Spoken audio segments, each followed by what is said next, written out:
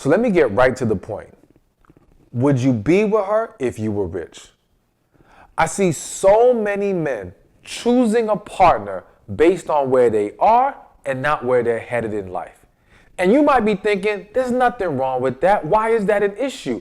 It's a huge issue, all right? It's extremely problematic. You really have to ask yourself, would you be with her if you were rich? I'm saying this message today because I do not want to see men settling, but I also don't want to see men getting women caught up in being with you when she's not really who you want. Now, you may be wondering, how, Stefan? How is this problematic? Let me explain to you, man. The problem is this. We've seen various situations where, and I won't name names, but we know of celebrities, okay? We've seen them in the public eye who they married a certain kind of woman when they were down, broke in their struggle process. And then when they became very successful, all of a sudden ends in divorce, and now they pick a woman who is nothing like the woman they originally married. And a lot of people will say, oh, well, he switched up when he got successful. He didn't switch up. He finally showed his true colors. The reality is that that man always wanted the woman that he was able to get once he was rich. But he was choosing this other woman based on the fact that he was currently broke. And so again, this is extremely problematic because now you are setting the stage for a very unhealthy, toxic relationship. But there's two sides to look at this. So one, let's look at the issue of the man making this choice to be with this woman based on where he is. Number one, you don't really love her like that. And if you don't really love her like that, you're never going to be able to pour into her what she needs. You're essentially coming into this relationship really looking at how she provides things for you, how she is essentially a stabilizer to your life or a come up in essence. You feel like, okay, well, I need her so I can build something. But the problem is in the process of that building, all right, you now may, one, lean too much onto her where she is now burdened with your growth. She is burdened with you coming into your own as a man. And that actually undermines you because now you don't learn the lessons you need. You don't go through some of the things you need to go through because you have this buffer of a woman in your life. And a lot of men never even reach their true potential, never even discover who they really are because they've allowed this woman to be a scapegoat in their life. They've allowed this woman to be a crutch. So he's never learned to walk on his own.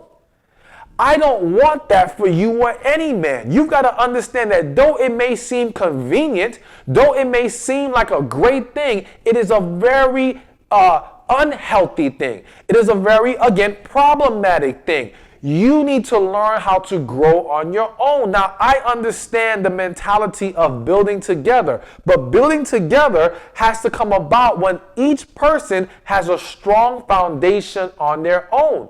So as a man, your focus needs to be on building your foundation first, and then adding a woman to the mix that you can build even greater things with. It doesn't mean you have to be rich. It doesn't mean you have to be ultra successful, but you at least have to get the foundation of your work ethic, your ambition, your character, and finding out what your purpose is.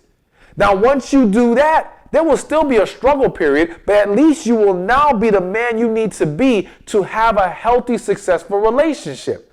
But in regards to the overall topic, you will now be able to select a woman that fits the path that you're on. Because if you don't know where you're headed in life, you don't know who belongs on that path with you.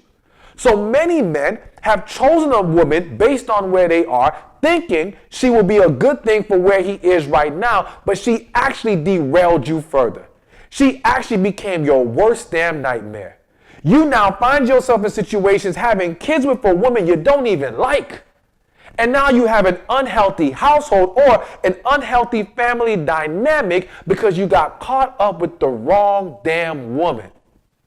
So I need you to learn how to find yourself first before you go adding a woman to the mix. But let's also look at the angle of the woman who's even allowing herself to be with you at your lowest. Here's a misconception. There's this belief that if she allows herself to be with you when you're broke, damaged, or you don't have much going on, that means she really, really loves you. Wrong. Wrong. I'm not going to say that no situation is a woman genuinely loving a man even at his lowest point, but a lot of situations, I would even argue most situations, is a woman looking at you as a project and she chooses to be with you because it makes her feel more secure.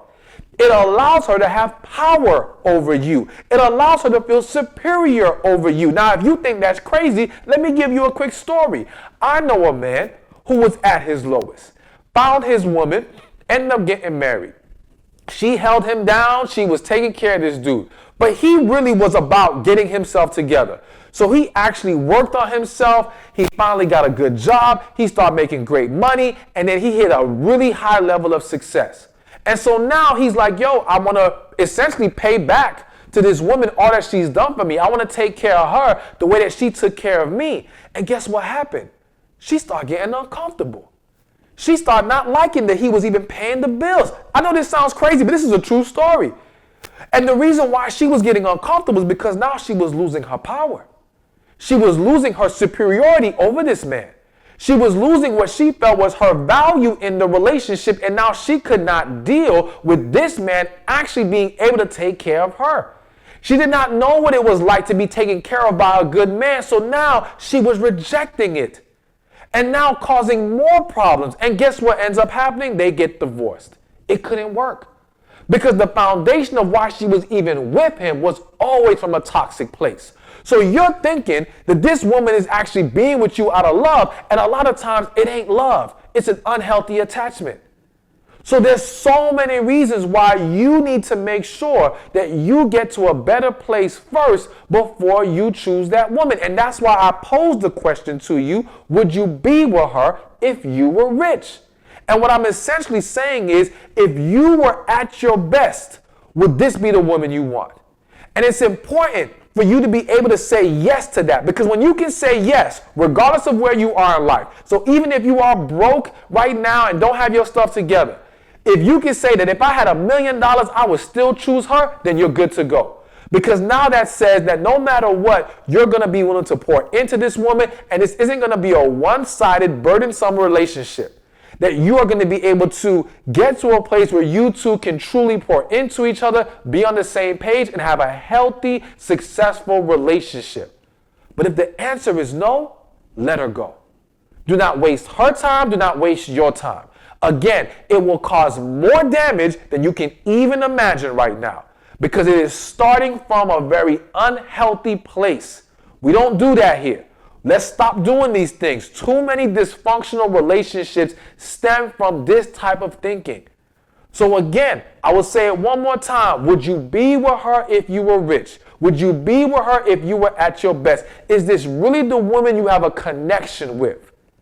If the answer is yes, move forward and make it the best it needs to be. And if the answer is no, let her go. Go focus on you, find your purpose, and set your foundation in place. So that's just today's video. It was just a message that was on my spirit that I felt like I needed to share. I pray this was helpful to you. Again, like this video, share this video, make sure you subscribe to this channel, and I'll see you in the next one. Hey, thank you for watching this video. Be sure to check this one out right here, and I'll see you there. First reason why women play games is because they're getting bad advice, all right? Here's the thing, and let me get even more specific. Negative influences.